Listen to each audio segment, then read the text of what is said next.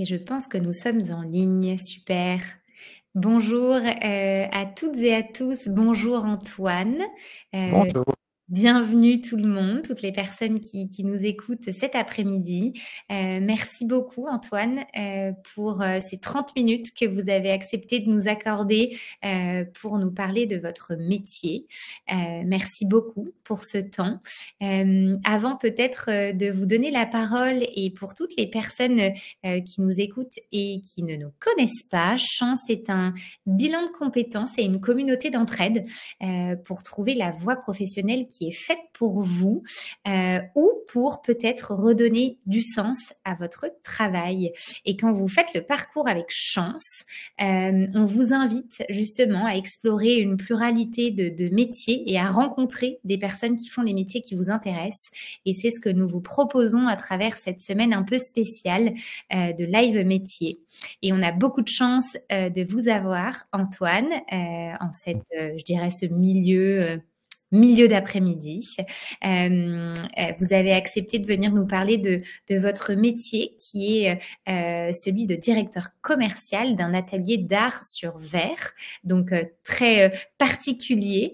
Je souhaitais peut-être commencer par une première question d'introduction sur qui êtes-vous, Antoine, et quel est votre parcours? Qu'est-ce qui a fait que vous en êtes arrivé en tout cas à ce métier aujourd'hui et pourquoi ce choix? Très bien. Eh bien, écoutez, moi, j'ai d'abord fait un choix, on va dire, assez généraliste, parce que j'ai fait une fac d'économie, suivi d'un master de gestion. Donc, cette fac était à Aix-en-Provence, un master de gestion en alternance à son importance à Paris. Du coup, j'ai commencé à travailler dans l'entreprise qui m'a formé, qui est AXA Banque. Et donc, j'ai commencé par un travail à la Défense dans un cadre très institutionnel et voilà, pour lequel j'ai eu un moment un certain rejet et donc j'ai voulu me réorienter et j'ai fait une formation qui s'appelle La Fabrique qui forme au développement produit dans le milieu du textile. Et j'ai du coup fait aussi cette formation en alternance et j'ai travaillé à la suite de ça dans une entreprise qui fait des uniformes pour des compagnies aériennes, des hôtels.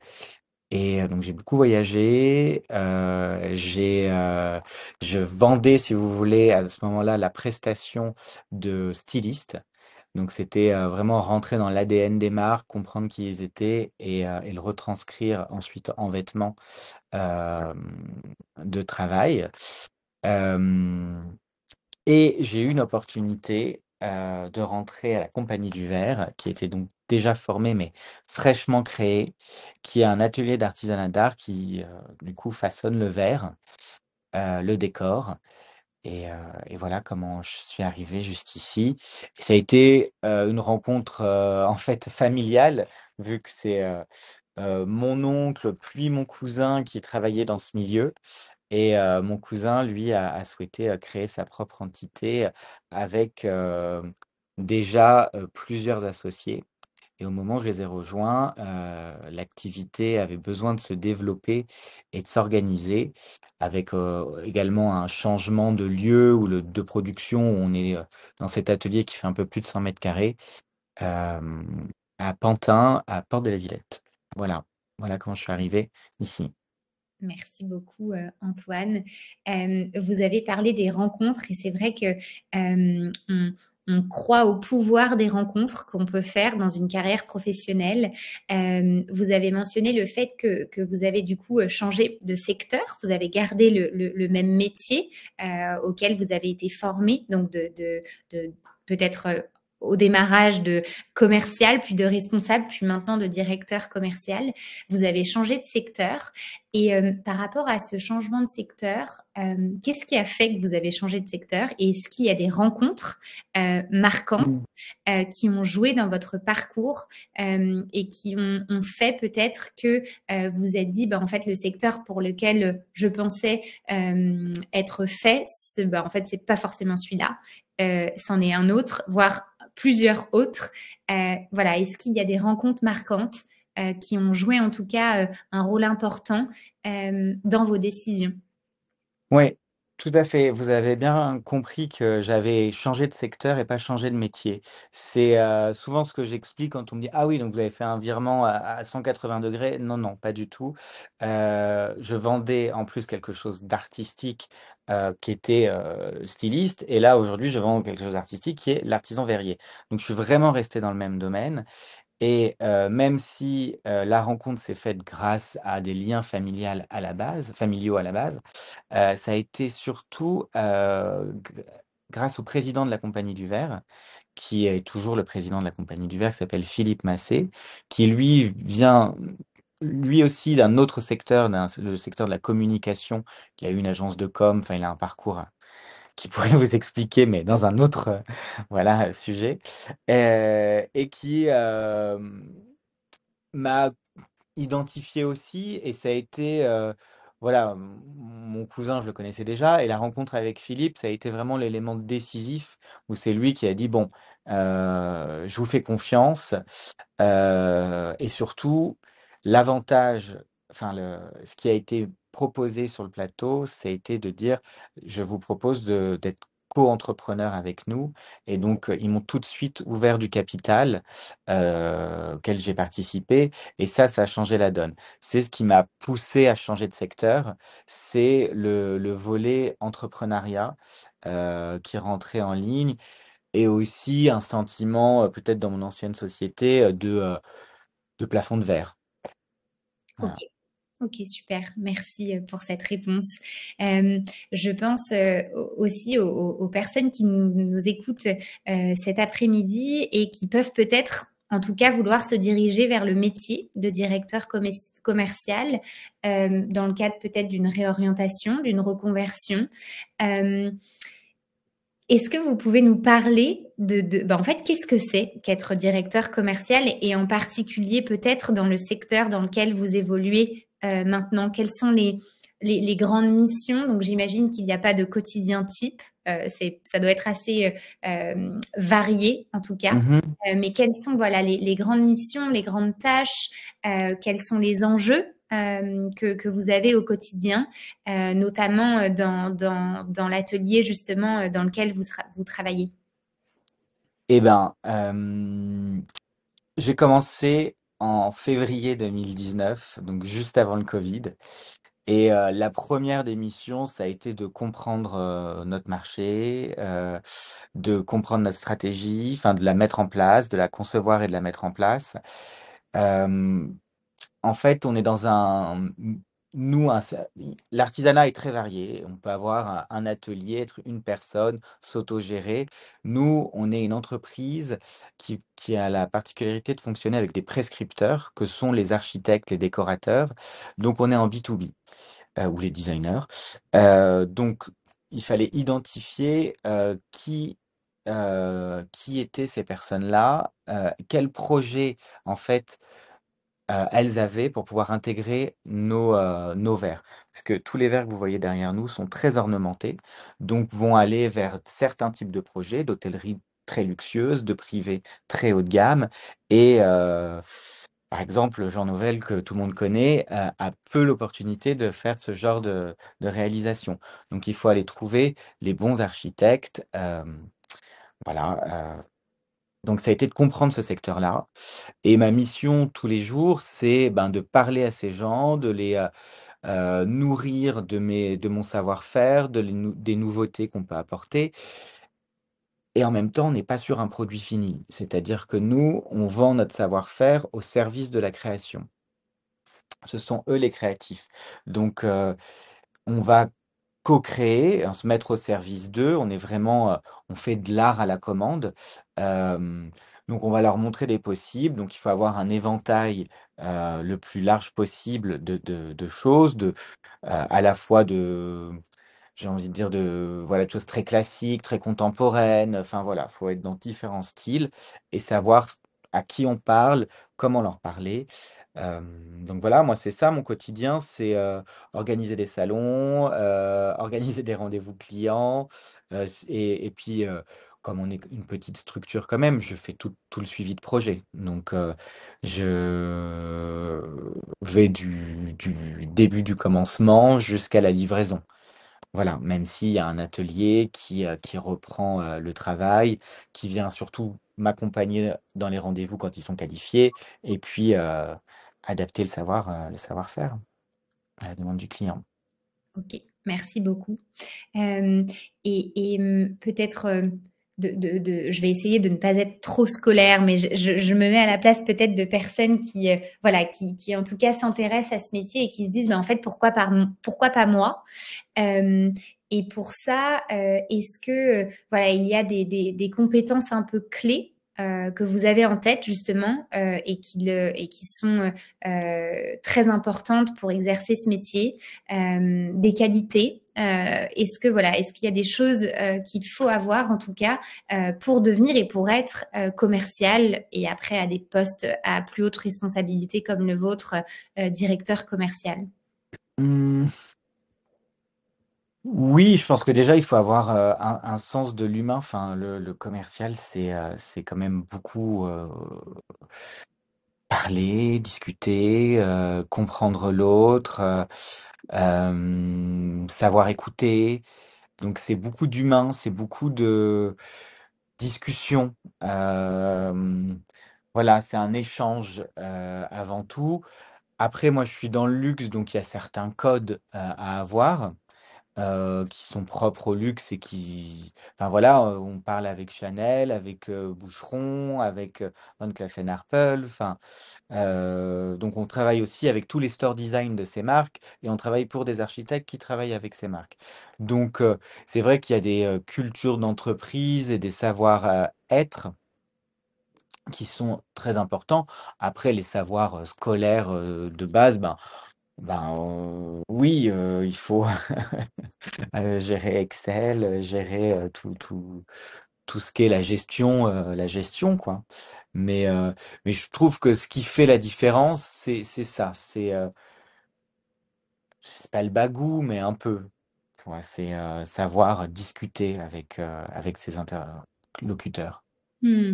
Et en tout cas aussi de ce que vous dites, le secteur dans lequel vous faites ce métier, en fait, peut être très différent et donc l'adaptation à certains types de clients aussi, notamment Mmh. dans votre cas. Rien à voir avec, j'imagine, des clients, lorsque, vous étiez chez AXA, par exemple? Oui, rien à voir. Dans l'uniforme, c'était à peu près la même chose parce qu'on portait des licences comme Carven, comme Mmh. Balenciaga, comme enfin voilà donc, on était déjà dans des codes du luxe et puis nos bureaux étaient rue de la Paix, enfin voilà, c'était déjà, dans le luxe.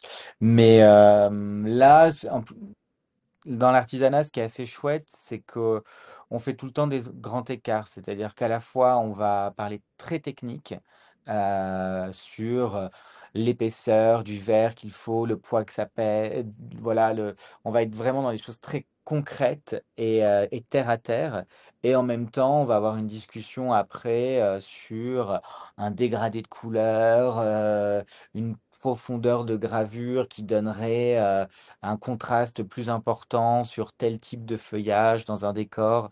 Donc on va être dans quelque chose de beaucoup plus, artistique et c'est ces grands écarts-là que moi j'aime beaucoup. Ouais, et qui ont l'air, passionnantes et justement, heu, la question aussi que je me pose, c'est est-ce qu'il faut, imaginons, si on souhaite devenir, commercial pour un atelier d'art sur verre, est-ce qu'il faut déjà avoir une certaine expertise du secteur? Ou est-ce qu'elle peut s'apprendre sur le terrain? Je ne sais pas, j'imagine que du coup vous l'avez peut-être apprise sur le terrain ou Oui, dans le cadre. oui, oui, oui. Il faut avoir une appétence pour le côté culturel que ça représente, les feuilles d'acanthe, enfin voilà, il faut, hem avoir un goût pour le beau, aussi vague que ça puisse paraître, mais voilà, il faut avoir ce sens un peu de l'esthétique, qui s'apprend et qui s'apprend aussi sur le terrain, mais qui est aussi un peu, un goût personnel. Oui, Voilà. aussi. Ouais, absolument. Absolument.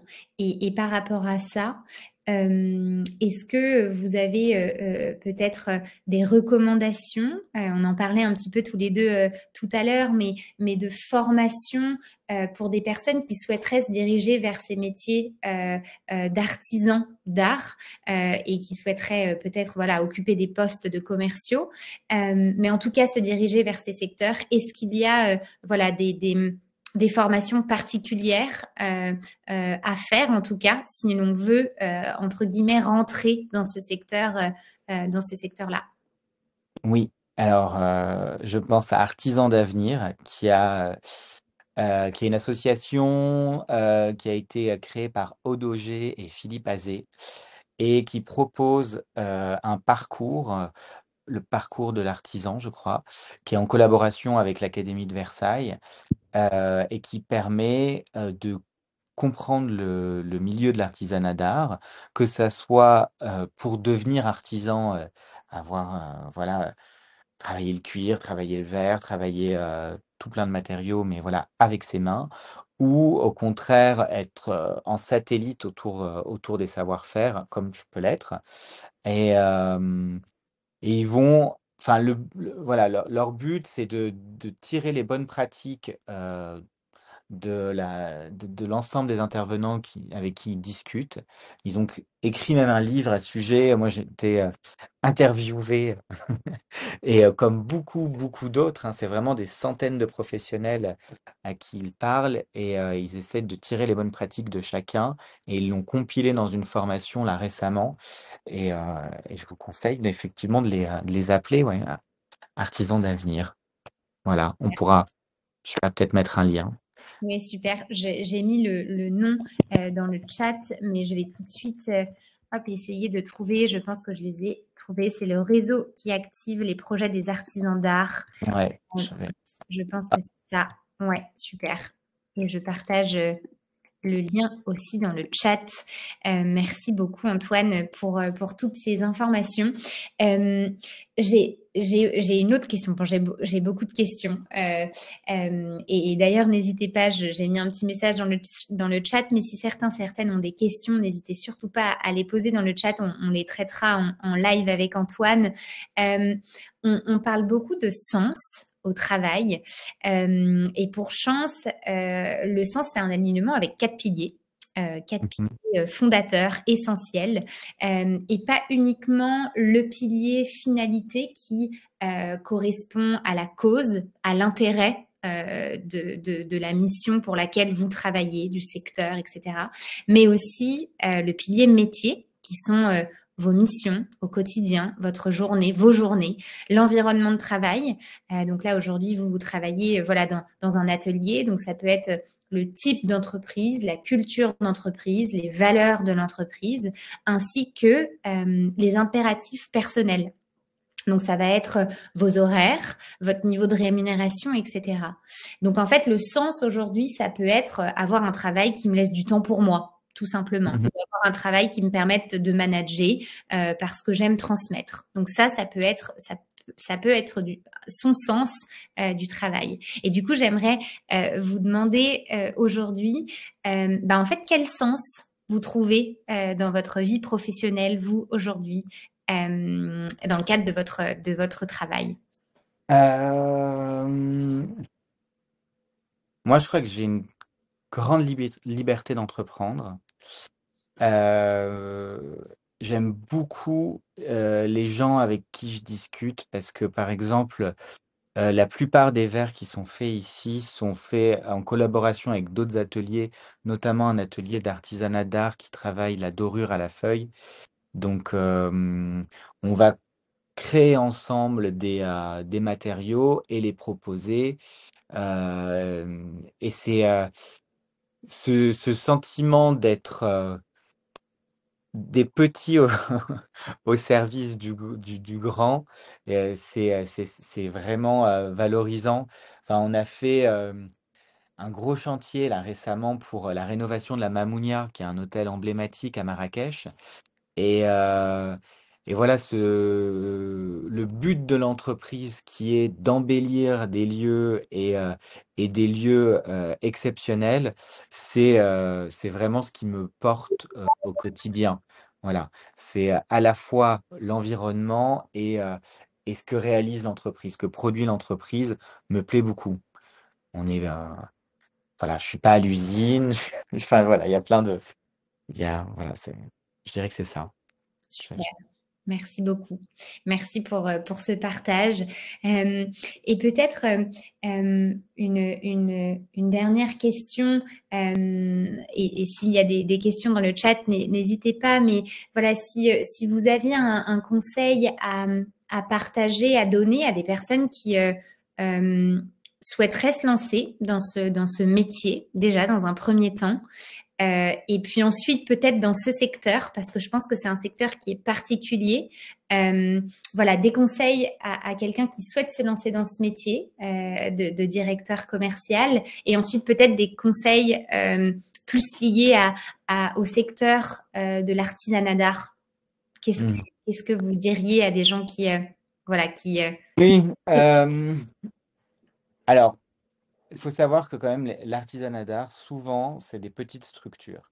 Donc, qui dit petite structure dit pas forcément des moyens pour le commercial. C'est pour ça que moi, je suis à multiples casquettes et que voilà, je fais autant de gestion de projet et en même temps, moi, j'aime beaucoup ça, mais d'être pas uniquement sur le démarchage commercial, mais d'aller de suivre un projet de A à Z. Donc, il existe quand même des groupes. Je pense à Atelier ADF, Atelier d'Art de France, qui est un gros groupe d'artisanat.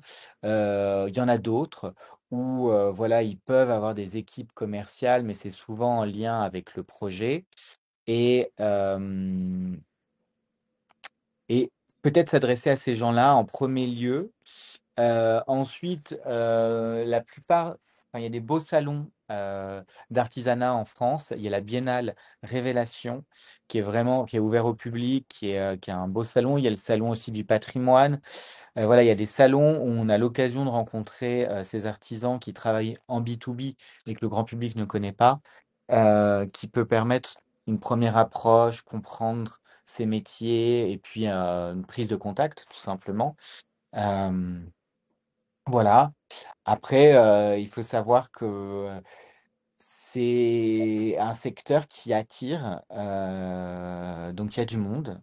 Donc il faut être armé de courage pour y arriver. Et, et voilà, à peu près ce que je dirais à des personnes qui voudraient s'orienter vers là. Et merci Antoine. Et comment est-ce que, imaginons qu'on n'ait pas forcément de réseau dans ce secteur-là, est-ce que les portes sont bouchées ou est-ce que justement en y allant et je dirais, en forçant un petit peu les portes et les rencontres, c'est finalement possible? Oui, en fait, moi je vais vous dire, les artisans sont quand même des gens souvent passionnés Mm. et donc ils ont trouvé ce fameux sens dont vous parlez et donc ils sont très gentils. Et pas avares pour discuter de leur métier, de leur savoir-faire. Donc c'est pour ça que je parlais des salons, c'est que c'est aussi pour eux l'occasion de voilà, sortir un peu de leur atelier et de se frotter au public. Et donc oui, non, il faut aller leur parler. Artisans d'avenir, c'est aussi une association à la base qui fait, voilà, donc et c'est pas la seule, qui fait des séminaires, qui fait des discussions, des groupes de parole, qui offre, je crois, ou peut-être suivant un abonnement, mais un annuaire aussi avec plein d'artisans. Donc, non, et puis il y a pas mal de groupements d'artisans. Donc, je dirais pas que c'est un milieu très fermé. C'est un milieu, évidemment, comme chaque milieu, un peu de connaisseurs, enfin, voilà, mais qui est pas plus fermé qu'un autre, hein, au contraire. Ou en tout cas, ne pas hésiter et oser aller Mmh. parler aux gens dans ces salons que vous avez mentionnés, Oui, la et Biennale, et c'est et Instagram, hein, aussi. On est quasiment tous sur Instagram. Ok, super. Voilà. Instagram est un bon moyen justement de Ouais. connecter avec des personnes du milieu. Moi, je trouve, ouais, ouais. Après, ceux qui sont pas sur Instagram, c'est qu'ils travaillent peut-être sans ça et que ça les intéresse pas et que Oui, voilà. Mais, voilà, la plupart des gens sont sur Instagram et c'est aussi un moyen de communiquer, hein. oui, absolument. Oui, super. Merci pour toutes ces informations, pour tous ces conseils, Antoine. Je vois que on n'a pas de questions. Peut-être Brigitte qui est en train d'écrire. N'hésitez pas, en tout cas, il nous reste 2 petites minutes. Brigitte vous partage le fait que c'était très intéressant. Merci, Antoine. Euh, et si personne n'a de questions, on peut libérer Antoine, peut-être. Voilà, Valérie vous remercie pour toutes ces informations et je vous remercie aussi pour votre temps précieux, pour cet acte de solidarité pour toutes les personnes qui voilà, se posent des questions. Vous avez beaucoup de merci dans le chat pour voilà, toutes ces Ouais. infos Et et ce live très intéressant. Donc, merci encore, Antoine. Bonne fin de journée. Merci à toutes les personnes qui étaient connectées en cette fin d'après-midi. Et puis, on se dit à très vite. à Merci. très vite. Merci. Merci Charlotte. Au Merci revoir. encore, Antoine. À bientôt. Au revoir. Au revoir.